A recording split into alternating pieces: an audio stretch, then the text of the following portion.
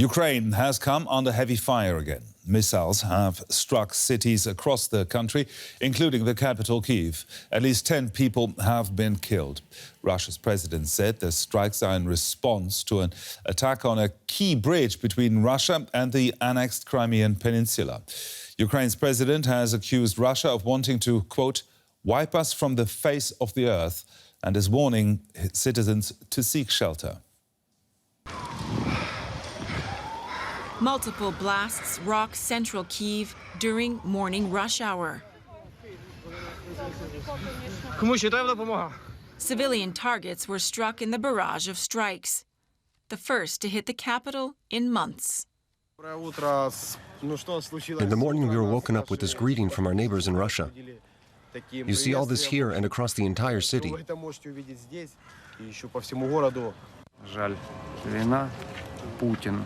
War, Putin, these are synonyms. We hope for our victory. This is a tragedy, not just for civilians who are dying, but also for the military, all for the sake of a whim of one idiot who leads Russia. Ukraine's president accused Russia of trying to wipe his nation from the face of the earth. Speaking on the streets of Kyiv, he said the strikes were timed to inflict maximum damage. They want to create panic and chaos. They want to destroy our energy system. The second target is people. They deliberately chose such a time and such targets in order to cause as much harm as possible. But we are Ukrainians. We help each other. We believe in ourselves. We will restore everything that was destroyed. Several other cities far from the front lines were also rocked by explosions. Zelenskyy says energy infrastructure across the country was targeted. In the western city of Lviv, electricity and hot water were cut by the blasts. People across Ukraine are now taking shelter as they brace for a potential new phase in Russia's war. Our correspondent Fanny Fatjar is in Kyiv, and I asked her what she witnessed there this morning. I was basically starting my day. It's a really sunny October Monday morning when I heard these explosions. First, I didn't know whether actually it's an explosion because it sounded like something else. But certainly the second and the third one was a huge bang. So what we did, going to the scene as soon as we could, and what we found there was a lot of debris, cars that were black because of the shelling that happened there. A huge crater in the middle of this street. It's a road, by the way, one of the main roads here that people use when they go to work. Actually, it's one of those roads that we have been frequently using as well in the past. So being there, we were shocked ourselves seeing this, seeing all the emergency units trying to come through what they see there, trying to help people. And as we are there at the scenery and we are trying to talk to eyewitnesses, that's where more explosions happened. So we also had to leave the scene and look for shelter. Right now, we're able to actually report again on camera and talk to you on camera again because the air raid siren that was on for hours is off. Does it mean that everything is calm and safe? Certainly not. In fact, the Ukrainian officials are all warning people to stay in those shelters as long as possible today because nobody really knows how this day is going to unfold. Now, what's known about these attacks? What is known so far, according to Ukrainian information, that more than 80 missile strikes hit towns across Ukraine, and about half of them apparently have been intercepted. But you're talking here about numbers, and if you look at the site, especially where we are this morning, really just a block away from where we are staying in this hotel, you see again this fear, this shock, and also this panic in the eyes of people, something that I remember from the beginning of the war when we were here on February 24th, almost like a deja vu of people packed out with yoga mats trying to go to a nearby shelter, which is the metro station for most of the people. As far as the numbers are concerned, there's conflicting information just how many casualties there are. When it comes to Kyiv city, the latest that we have heard, about 5 people who have been killed and at least 15 injured. But it's expected that this number is going to be corrected upwards simply by looking at the destruction there at that main road and what is to come as a result when it comes to the number of injured people. And as I say, this is only Kyiv city. There have been explosions in many parts of Ukraine today. Have you heard anything from the other parts of Ukraine, the other cities that have been hit? Actually, we've been just on the phone with our sources in Lviv, but also in Khmelnytskyi, which is in the center of Ukraine, where Lviv is on the western part of Ukraine. They are describing they have no running water, no electricity, no access to internet. And this actually reflects what Ukraine's President Zelenskyy has been saying, that one target is civilians as an act of terrorism, really, and another target is critical infrastructure, energy systems, basically everything that can turn people into chaos and panic, not knowing what to do. And this is all happening, by the way, at a time, Gerhard, when a lot of people are coming back to Ukraine. In fact, I've been traveling on this overnight train from Poland to Ukraine last night, and there were so many mothers with their children longing to go back to Kyiv city and other parts of Ukraine because they simply missed their home. So all of this is happening at a time where especially people who live in bigger cities, far away from the front lines, felt quite safe. And according to the government, this is exactly what now Russia is trying to turn this feeling and rather say that Russia is under control of how this war is going to develop. And people are concerned it's going to be worse. Fanny Fachar there, reporting from Kyiv. Thank you, Fanny. Ukraine's President Volodymyr Zelenskyy has spoken with the leaders of Germany and France in the wake of the attacks and urged them to increase pressure on Russia. He's also issued a video statement informing Ukrainians of the extent of the strikes. Here's his statement in full. Ukrainians, this morning is tough. We are dealing with terrorists, dozens of missiles, Iranian Shaheds. They have 2 targets, energy facilities throughout the country, Kyiv region and Khmelnytskyi, Lviv and Dnipro, Vinnytsia, Ivano-Frankivsk region, Zaporizhia, Sumy region, Kharkiv region, Zhytomyr region, Kirovrad region, the south of the country. They want panic and chaos. They want to destroy our energy system. They are incorrigible. The second target is people. The time and the targets were especially chosen to cause as much damage as possible. But we are Ukrainians. We will help each other. We believe in ourselves. We will restore everything that's destroyed. There may be temporary power outings now, but there will never be an outage of our confidence. Our confidence is victory. Why such strikes exactly? The enemy wants us to be afraid, wants to make people run, but we can only run forward, and we demonstrate this on the battlefield. It will continue to be so. Rescuers are working now. Our air defense system is working. 38 aerial targets have already been shot down. Please stay in shelters today. Thanks to the help of our military, everything will be fine. And always remember, Ukraine existed before this enemy appeared, and Ukraine will exist after it. Glory to Ukraine.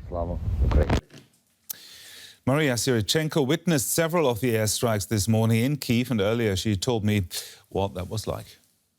So I woke up just 10 minutes before the first rocket hit the Kyiv city center, because I live 10 minutes from the city center, and it was around 8-something a.m. when I heard the whistle and then the explosion. Now, how did you react when the air raid sirens went off this morning? Did you immediately go and take shelter? I went to the shelter after I heard like some explosions already, because I didn't hear the first alert, and maybe because it's been, I think, 3 or 4 months since the last shelling in Kyiv. We as citizens became a bit less, attentive to the air raid alerts. That's why when I heard the explosion itself and the whistle of the rocket, then I went to the shelter. President Zelenskyy said that the airstrikes also hit vital infrastructure, including power stations. Did it hit anything next to you, or is it already palpable that infrastructure was hit? Yeah, I live just 3 or 4 minutes walk from the power plant, and when I was in the shelter for about 1 hour and a half, it was relatively quiet to me. Then I decided to go to my bedroom to take some warm clothes because it was really cold, and then I heard this super big explosion, and that was the explosion when the Russians, they hit the thermal power plant and also the business center, which is just 200 meters from my house. So both of them were hit, and the whole street was in a smoke. And then even my ears were really grinning, and I ran immediately to the shelter, and it was really frightening to me. Tell us about the mood in the city now that the war, as you mentioned, has been absent from Kyiv in a way, but now it's come back with a vengeance, and not only to Kyiv but to other places as well. But when you, for example, when you were in the shelter this morning, you've been with other people there. What's the mood like right now in Kyiv?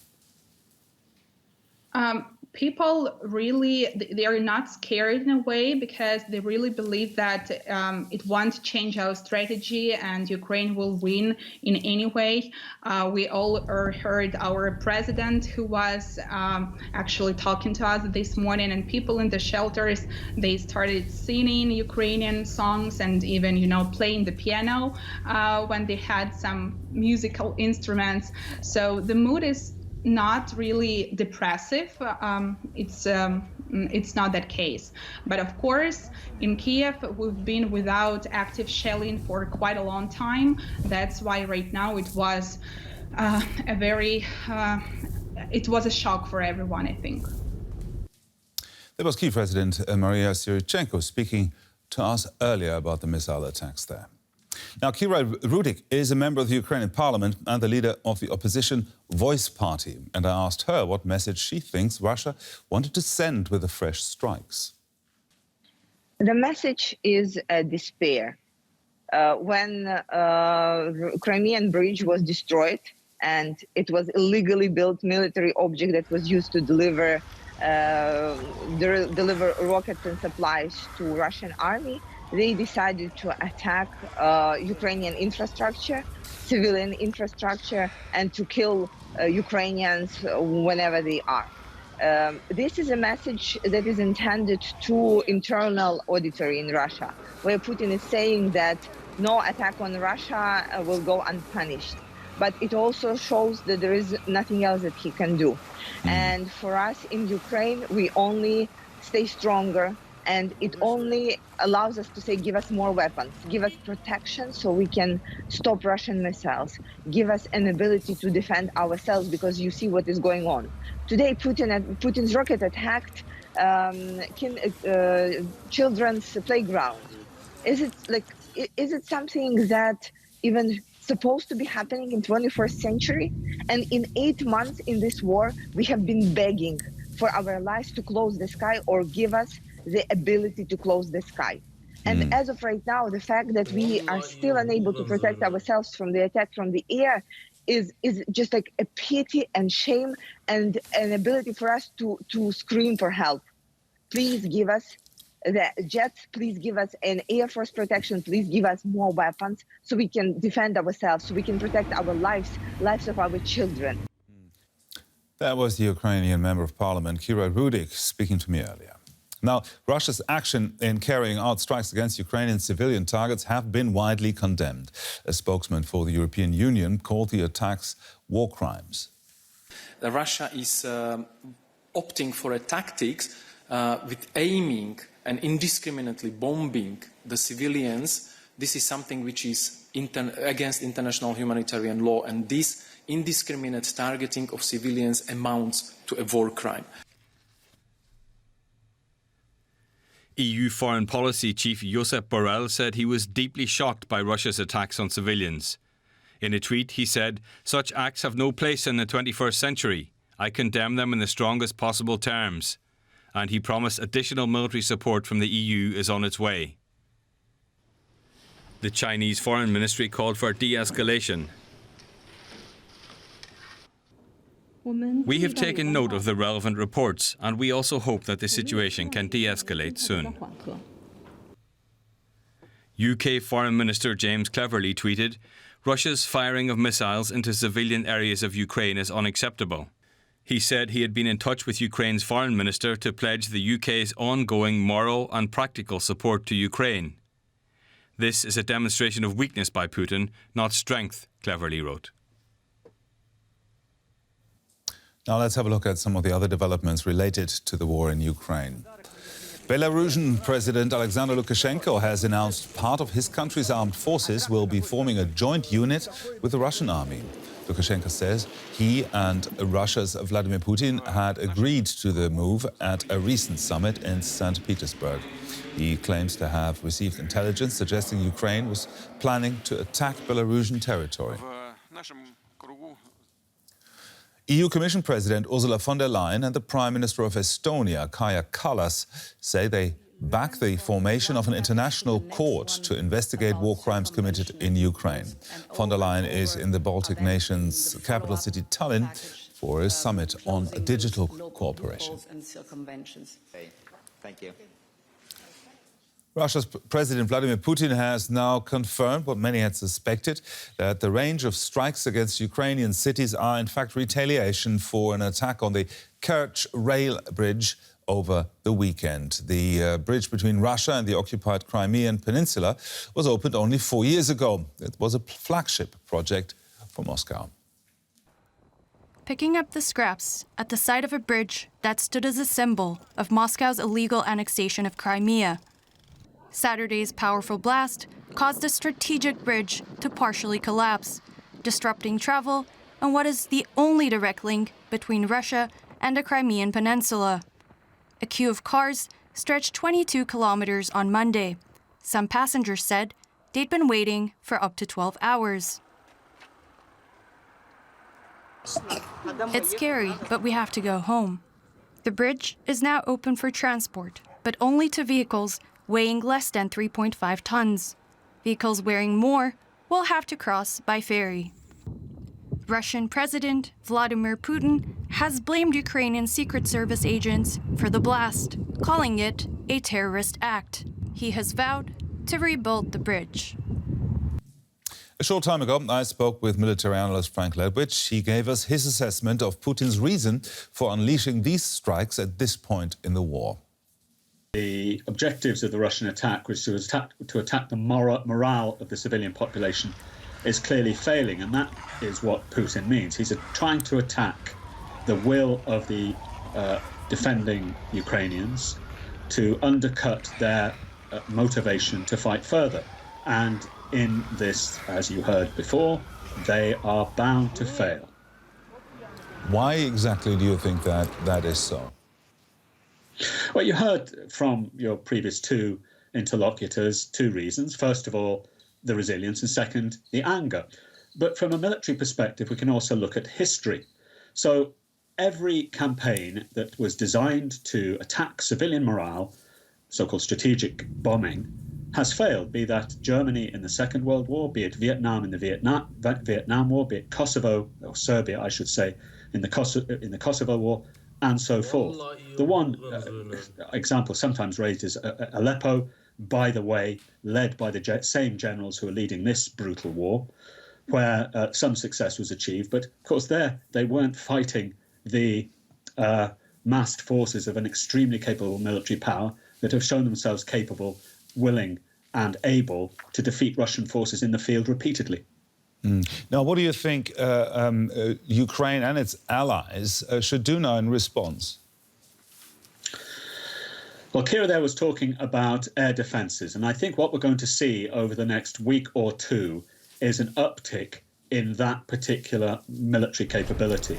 And specifically, I think what the Ukrainians will be looking at are American, Norwegian NASAMS. Now, there are some already on the way and may be deployed, but more importantly, Patriot systems. Now, the problem there is they're going to need a while to train on those. But that will have, were they deployed, and it will take some time, they would have the effect of being able to shoot down the missiles today, or most of them, that got through. So I think that's what we're going to be needing. That's what the West will be asked for. We'll also be asked for a no-fly zone. Consideration will be given. I suspect it'll be refused. Now, the Russian attacks on critical infrastructure are designed to inflict serious pain on Ukrainian citizens, targeting their energy supply heating ahead of the winter. What do you think? Why do you think this strategy will actually fail, as you mentioned earlier?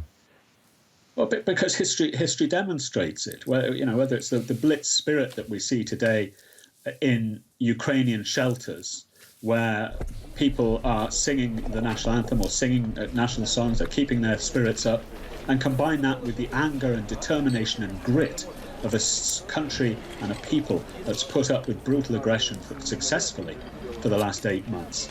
That's not something that's going to be depleted by attacking playgrounds, universities, or glass bridges, and by the way, failing to hit the latter adequately with a £500,000 precision-guided bomb. Tells you something about the gang that can't shoot straight, that can't it? They literally can't. But without being flippant about it, to answer your question directly, what this does is increase the resilience of a population, not reduce it. Military analyst Frank Lebwich there. Thank you, Frank. Now, Germany's Chancellor Olaf Scholz spoke to Ukrainian President Volodymyr Zelenskyy following the attacks. Scholz's spokesman said the Chancellor told Zelenskyy Germany will do everything in its power to mobilize additional aid to Ukraine, and in particular to help restore damaged civilian infrastructure. The Russian missile strikes have renewed calls to speed up delivery of a German air defense system requested by Ukraine. Defense Minister Christine Lambrecht has said Berlin would quickly deliver the first of 4 Iris-T systems, but they have not yet been dispatched. During a visit to Lithuania at the weekend, Lambrecht condemned Russian missile and drone attacks on the Ukrainian population. Now, let's bring in German MP Robin Wagner. He's a member of the Greens and part of the German Defense Committee. Ukraine is asking once again for more weapons. Germany is once again promising to deliver an air defense system. But Germany's made that promise not only in June, but also just 8 days ago. Are we talking about an additional one now? Well, actually, concerning the air defense systems, we made the promise and we said that it will take some time to deliver it. But what we definitely need to do is react strongly on the attacks that we are seeing now, which are born out of fear of Vladimir Putin, who is failing with his criminal aggression against Ukraine. And we definitely need to support Ukraine even stronger. We need to take a leadership role in the European Union and support Ukraine with more air defense, but also with more main battle tanks and armored personal carriers in order to be able to liberate territory in Ukraine. We've been talking about that for months and months and months. Where's the hold-up?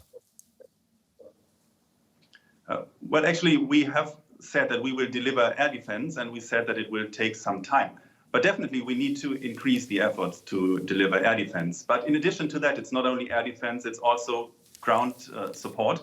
And we should take a leadership role. I urge to our government to take up the leadership role in European Union, in the transatlantic community, and make a step in the community to deliver modern Western tanks and more modern Western weapons in total for Ukraine.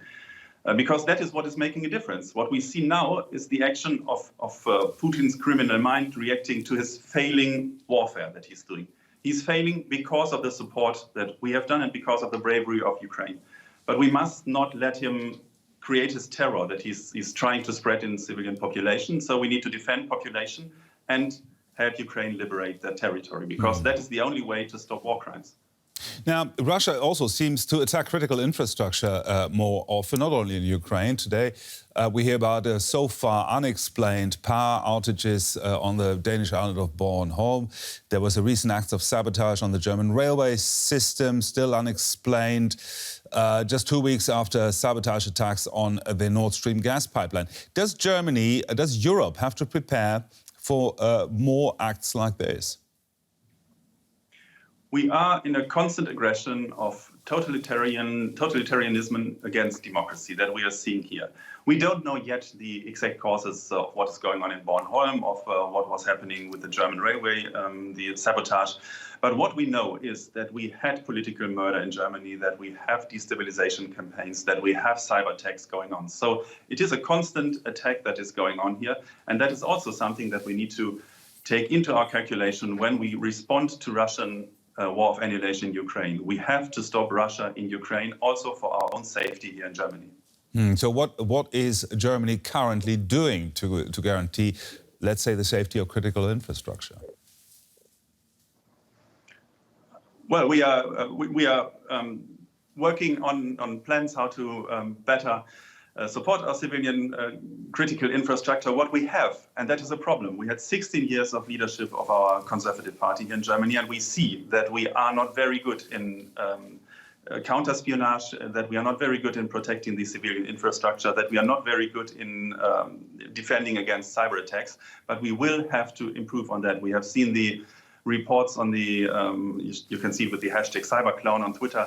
We see all these things. We need to react on that because we have a heritage of a very weak defense in that part. And that is something we inherited from our Conservative Party here after 16 years. Thank you very much.